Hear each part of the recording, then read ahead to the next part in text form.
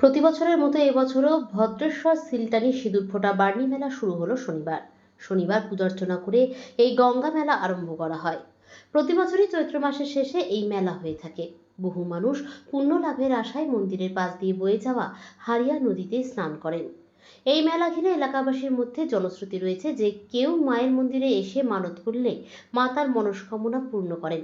তাই প্রতি বছর বেশ জাঁকজমক করে এই মেলার আয়োজন করা হয়। ওই এলাকা ছাড়াও দূর দূরান্ত থেকে প্রচুর ভক্তের সমাগম ঘটে ওই মেলায়।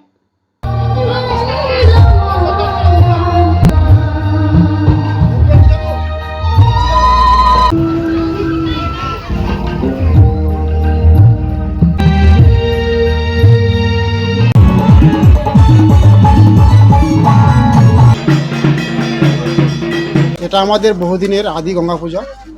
আজকে প্রায় আমাদের 1965 সাল, তারও আগে থেকে পুজো হচ্ছে আমাদের। এটা আমরা এখনও করছি।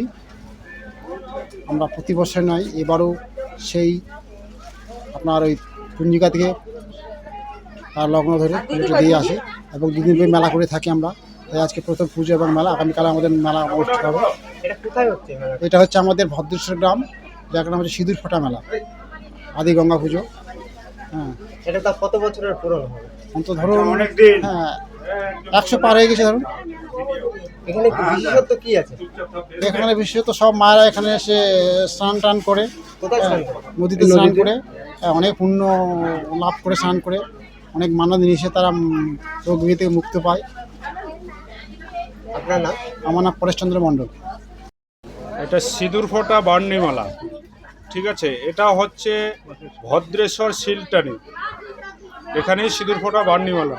প্রতি বছরেই 2-3 দিন ব্যাপী মেলা হয়। এবার 2 দিন ব্যাপী মেলার আয়োজন করেছি আমরা। হ্যাঁ, মেলার বিশেষত্ব হচ্ছে অনেকে মায়ের কাছে মানত করে, মানতে মনস্কামনা পূর্ণ হয়, তার জন্য এই মেলা বিখ্যাত। এখানে কি কোনো গঙ্গা স্নান হয়? হ্যাঁ, গঙ্গা স্নান হয়। কোন নদী গঙ্গা? এটা পূর্ণভবা হরিয়ানা নদী, পূর্ণভবার শাখা হরিয়ানা নদীতে, হরিয়া নদী। আপনার নাম? আমার নাম পবিত্র কুমার মণ্ডল।